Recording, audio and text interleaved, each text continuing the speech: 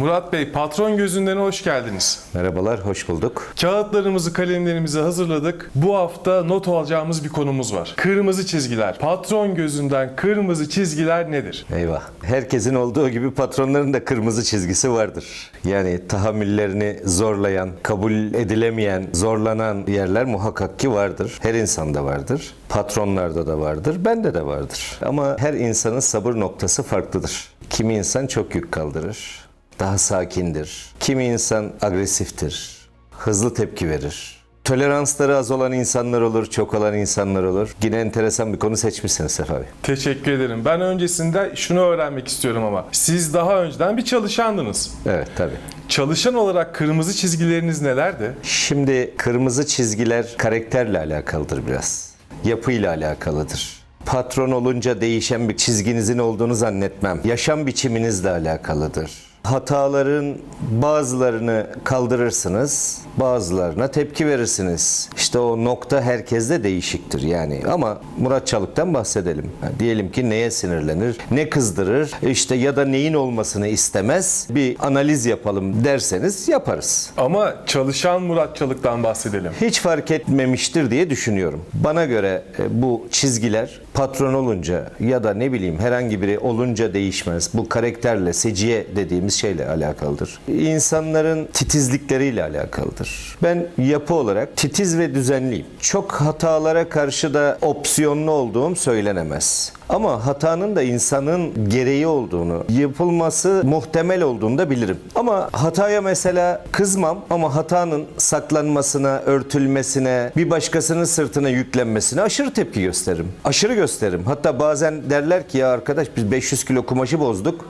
Şimdi 10 kilo kumaşı kaybetmişiz. Murat Bey bu kadar sinirlenmedi. Ama buradaki cevaplar önemlidir. Yani işte bozdum, hata yaptım, kırdım. Eyvallah. Ama işte öyle oldu da böyle oldu da yan yattı da çamur. Bunlar çok hoş olmayan şeylerdir. İşte ben bazen küçük şeylere öfkelenirim. Bu başkasının sırtına hatayı yüklemek, işte saklanmak, gizlenmek. Bunlar beni daha çok sinirlendirir. Yani kırmızı çizgi tarzındaki şeyler samimiyetsizliklerdir bana göre. Samimiyetsizlikler çizgilerimin evet üzerindedir. Dürüstlük dışı. Yalanı hiç sevmem. Yalan çok kötü bir şeydir. İnsanlar bir yalanı söyler, ikinci yalanı onu telafi etmek için söyler. Durumu kurtarmak için üçüncüyü söyler. Bir yalan denizinde yüzerler. En sinir olduğum şeydir. Hata yaptım, bozdum, kırdım eyvallah ama yalanla dolanla geldin mi evet o farklı biri olur mu yani? Birinci kırmızı çizgimize şeffaflık diyebilir miyiz o zaman? Şeffaflık olması gereken, herkesin şeffaf olması gerekir. Karşıdakine dürüst olması gerekir. Samimi olması gerekir. Kimse kimsenin de kırmızı çizgisine yani bam teline basmaz. Hatalar bizi zorlarsa kırmızı çizgilerimizin üzerine çıkar mıyız? Çıktığımız olmuştur yani bazen evet. Böyle zamanla tekrar eden hatalar kırmızı çizginize dönüştü mü? Hatayı bir defa yaparsan hani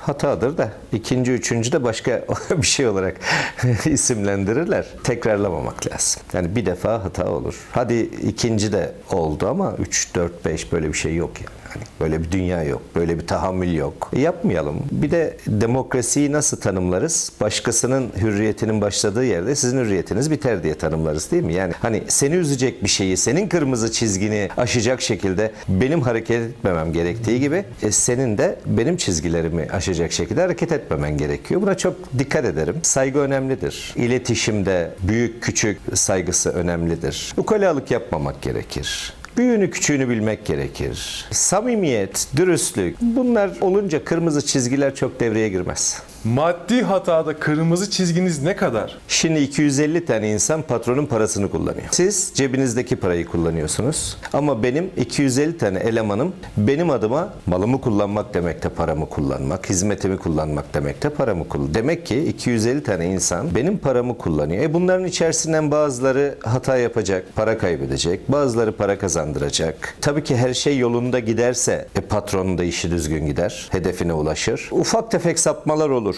İşte o kırmızı çizgi o ufak tefek mi yoksa daha üstü mü? Tanımlaması biraz zor Sefa Bey. Zor. İhracat konuşmamızda genelde bizim gibi firmaların ortaklık üzerine kurulduğunu söylemiştiniz. Evet, genelde çok ortaklı olur tekstil firmaları. Siz de uzun süreli ortaklı çalışıyorsunuz. Evet. Ben ortakla kırmızı çizgilerinizi öğrenmek istiyorum. Böyle kırmızı çizgileriniz var mı? Diyorsun ki aile sırlarınızı öğrenelim. Hemen değiştiriyorum konuyu. Müşteri her zaman haklı mıdır? Müşteri her zaman haklı değildir. Müşteri saygıyı hak eder. Ekmek kapınızdır. Kaprisleri olabilir, istekleri olabilir. Volüm yapmıştır, para kazandırmıştır. O saygıyı, o hürmeti ister. Hak eder de. Ama tabii ki her şeyin bir ayarı vardır. Bir kararı vardır. Çok sevdiğimiz müşterilerimizi kırmamak isteriz. Ama tabii ki profesyonel bir işletmemiz var. Para kazanma amaçlıdır. Devamlılık amaçlıdır. Bir yere kadar tahammül edersiniz. Bir yerden sonra red cevabı da verdiğiniz talepler olabilir. Yani müşteri her zaman haklıdır tabiri çok doğru değil. Kırmızı çizginiz herkese aynı mı? Yani herkese aynı tepkiyi gösterir misiniz? Yoksa samimiyet birazcık bunu değiştirir mi? Tabii ki Sefa Bey. Karşımdaki insanın bir kere samimi olduğunu düşünürsem çizgileriniz yukarı kalkar yani. Yani opsiyonlarınız artar. Samimiyetsiz geldiği zaman bakışlarından anlarsınız. Hareketlerinden anlarsınız. İnsandan insana, olaydan olaya değişir. Bir genelleme yapmak çok doğru değil esasında. Asla affedemeyeceğim dediğiniz çalışan davranışı nedir? İhanet en insanın gücüne giden şeylerden birisi ihanettir. Açabilir miyiz biraz ihaneti?